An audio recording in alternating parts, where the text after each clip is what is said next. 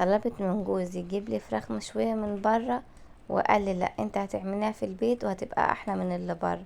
قلت له يا شيخ انا مش قادرة وهات لنا فرخة وخلاص. قال لي لا انت بتعمليها احلى من اللي برا. قلت له انت مصدق الكلام اللي انت بتقوله ده؟ قال لي اه.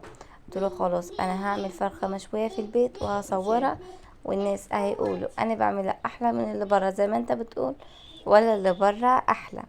قال لي شهاد العالم كله وكله هيقول اكلك احلى. قلت له لا الناس هي اللي هتحكم. قال لي ماشي. اول حاجه بينا ندخل على الفيديو. والسلام عليكم ورحمه الله وبركاته. نوركم منورني يا جماعه، كل بنوته وكل اخت منوراني ونورك على دماغي من فوق. اول حاجه يا جماعه عشان تشوفوا فرخه يعني الوزن التقيل دي لا اركنوه على جنب. هاتولي بقى فرخه وكيلو ونص او 2 كيلو الا ربع. دي شوي، دي فراخ شوي. حتى اللي بيعرفوا يعني شوي يعني الفراخ اللي بتبقى في الحجم ده. اما الفراخ يعني الكبيرة خالص دي 3 و3 وحاجة، لا لا لا دي مش شوي خالص خالص يا بنات. احلى فراخ تاكليها شوي تبقى كيلو ونص او 2 الا 2 برضو لا ماشي. بس اللي مضطر يعملها 2 يعملها. بس طبعا كل ما بتنقي الحاجة صغيرة بتبقى طعمها احلى ولحمتها بتبقى يعني طرية كده وطعمها جميل. حتى الصدر مش بتلاقيه معبي يعني كمية لحم كتير، بتلاقي التتبيلة والشوي عمل فيه. دي كمان يعني نقطة من الأسرار بتاعت الشوي. أنا جايبة لكم بصوا النهاردة طريقة هتعجبكم جدا. وانتوا طبعا شفتوا الفراخ كانت عاملة ازاي في أول الفيديو، لون بطعم بحلاوة بريحة ما شاء الله. ما يشكرش في نفسه غير ابليس. بس احنا كلنا بنوري بعض، كلنا بنتعلم من بعض. اول حاجه يا بنات مسكت الفرخه وغسلتها حلو جدا بخل بقى وبليمون وبحبه ملح. وطبعا الغسيل ده ذوقيا من اي واحده في بيتها ماشي. تاني حاجه بقى قطعت الفرخه 4 تربع، ممكن تعملها على بعضيها وممكن تقطعها زي كده، انا قطعتها زي كده.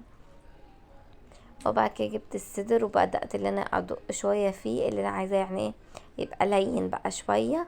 وبعد كده جبت السكينة وفضلت اشرح اشرح اشرح في الصدر وفي الورك وفي كله عشان افتح فتحات، عشان لما اجي اتبلها تبقى يعني التتبيلة داخلة من جوه الفرخة. فاهميني يا بنات؟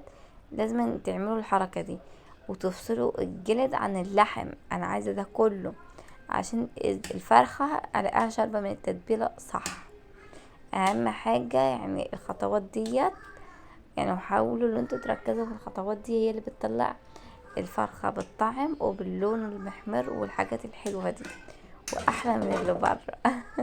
وانتوا طبعا اللي هتحكموا، يا تقفوا معايا وتقولوا الفراخ اللي بره احلى او تقفوا مع جوزي وتقولوا الفراخ اللي في البيت احلى.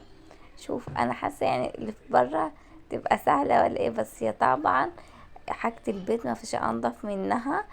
بصراحه كانت يعني احلى من اللي بره. بنجيب اوقات كتير فراخ مشويه بس لا الفرخه دي كانت جامده جامده جامده، كان طعمها خطير. بدنا ندخل على المكونات يلا. اول حاجه معايا بصل طماطم ليمون فلفل ماشي يا جماعة، كوباية خل، فلفل اسمر، كمون، مرقة ماجي. بينا كمان هقول كمان مرة. اول حاجة يا جماعة معايا طماطم مخرطة تطميتين ل3 تطميات و2 كبار حلوين يعني لو عندك تطميتين كبار حلوين. وتاني حاجة بصل اهوت هقول لكم المقادير تاني اهو. وتالت حاجة بقى فلفل احمر واخضر يعني حر وبارد. وهنا كمون وفلفل اسمر ومرقة ماجي. وهنا ليمونة وحطيت كوباية خل. وما احطش مية خالص يا بنات، اوعوا تحطوا نقطة مية. طب الخلاط هيشتغل ازاي؟ انت حاطة كوباية خل مديت مكان المية عشان تعزز طعم الفراخ. اهم حاجة في الفراخ المشوية الخل والليمون، نحطه ب3 ليمونات. بس انا بصراحة مش كان عندي الا ليمونة واحدة وحدانية، ما بصراحة حطيتها بقى وخلاص. بصوا بقى ضربت المكونات الجامدة دي كلها وجبت بقى الفرخة الجامدة. وممكن كمية الصلصة اللي انا عملتها دي تكفي الفرختين، يعني لو انت عاملة فرختين اعملي نفس المقادير وهتكفي. بصوا ما شاء الله يعني الصلصة كانت كتيرة ما شاء الله. بس انا من النوع بحب يعني الصلصة تبقى كتير عشان تبقى مغطية الوش والظهر وكله. يعني حاسة يعني عايزاها تعوم، فاهمة انتوا، تعوم في الصلصة اهوت. وبقى وخلاص بقى كده اعتبر انا خلصت. بس اهم حاجة ادخل برضو التتبيلة كده ما بين الجلد وما بين اللحم اهوت. وفي الفتحات برضو بروح مدخلة الخلطة اللي احنا عملناها دي او التتبيلة اهوت. في ناس بيحطوا على الفراخ دي تتبيلات كتير، بس لا لا، حاجات خفيفة كده تديكي احلى طعم. يعني انتوا جربوها بطريقتي وهتشوفوا بقى النتيجة، وبعد كده احكموا على يعني اخد كام في المية في طريقة المشويات اهوت. ممكن تسيبوها ساعتين، ممكن 3 ساعات، ممكن 4 ساعات، ودي طبعا على حسب الوقت بتاعك ماشي. بس طول ما انتوا بتسيبوها وقت اكتر كل ما بيكون احسن. هنا بعد ما سبتها 4 ساعات يا جماعة اهوت، وطلعتها بقى من التلاجة. طبعا انت بتحطها في التلاجة عشان الجو. وخلاص بقى بينا ناخدها وعلى الفرن. انا بوريكم يعني منظر التتبيله جوه الفرخه عامله ازاي. هي عامه عايزه تتاكل وهي نيه، بس احنا مش هناكلها بعد ما ندخلها اللي على الفرن. بس هي منظرها والله يا بنات عايزه تتاكل وهي نيه. يعني شفتوا المنظر اصلا عامل ازاي، يهبل يهبل. التتبيله تقيله اصلا، وبصوا ماسكه ايه يعني. لا ما شاء الله، تسلم ايدك يا ام ادم. يلا بقى بينا على الفرن اقولوا اعمل ايه. يلا يلا. ما تقوش الفرن متبهدل كده ليه؟ عشان ما كنت بولع بالورقه ما اتبهدل. طبعا بعد ما بشوي ببقى ماسكاه كله من تحت لفوق تظبيط. بس يعني ايه، خلينا دلوقتي نعمل ايه اللي بنعمله. جبت بقى الفرخه وهوت شويت حطها على اسمه دوت يا رب الشبكه. والشبكه دي طبعا بتيجي في اي فرن، بصراحه مش عارفه هي بتيجي في كل فرن ولا لا. بس انا جايلي شبكه وجايلي صاج. يعني انا عندي صاج وشبكه، اتنين بيتحطوا في النص. يعني عايزه احط الصاج احطه، عايزه احط الشبكه احط. ما طبعا في المشويات بحط. وكمان جايلي في الفرن بتاعي البتاع اللي بيشوي فرخه كامله ده. بس عشان مش عايزه اشويها كامله، بيجي سيخ كده. بس انا مش عايزه يعني اشويها كامله، ما بشويها ايه كده. بحسها احسن من السيخ اللي بيلف ده. لا انا حاساها كده احسن اهوت. ودي التتبيله اللي نزلت. والتتبيله دي يا بنات اوعوا ترموها. كل ما تحسوا الفراخ بتنشف معاكم بتضطروها بيها عشان تستوي تبقى دايبه دايبه دوب كده يعني اهو. ودي كده مليتها حبه ميه وحطيتها عشان اي حاجه تنزل من الفراخ، اي صوص ينزل في الصينيه ومش يبهدلني يعني البوتاجاز وكده.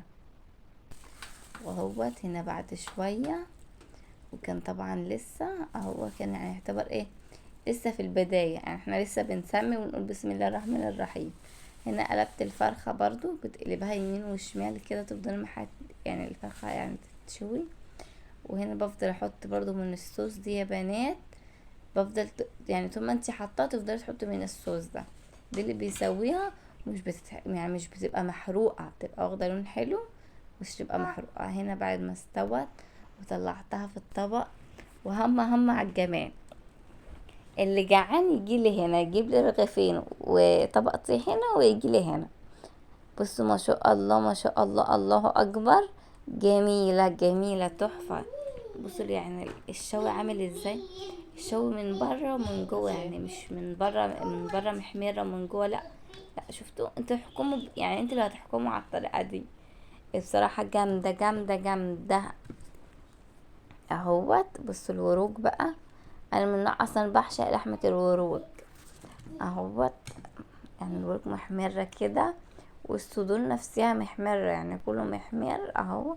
هنا بقى قطعت ورك وحبيت اوريكم اللحمة الدايبة. هي عامة سخنة يا جماعة، عشان يا دوبك طلعتها من الفرن يا دوبك صورت اهوت.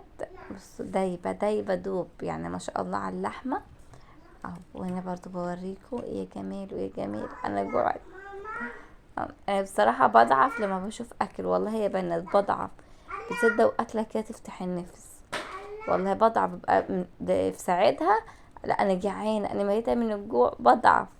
فبصراحه الله يكون في عونكم لو شفت الاكله دي، والله يكون في عوني انا وبحط الصوت على الفيديو. انا جوعت حرفيا حرفيا، بس يعني هي كانت اتنسفت يعني الفرخة، يعني ما شاء الله كانت اتنسفت حرفيا.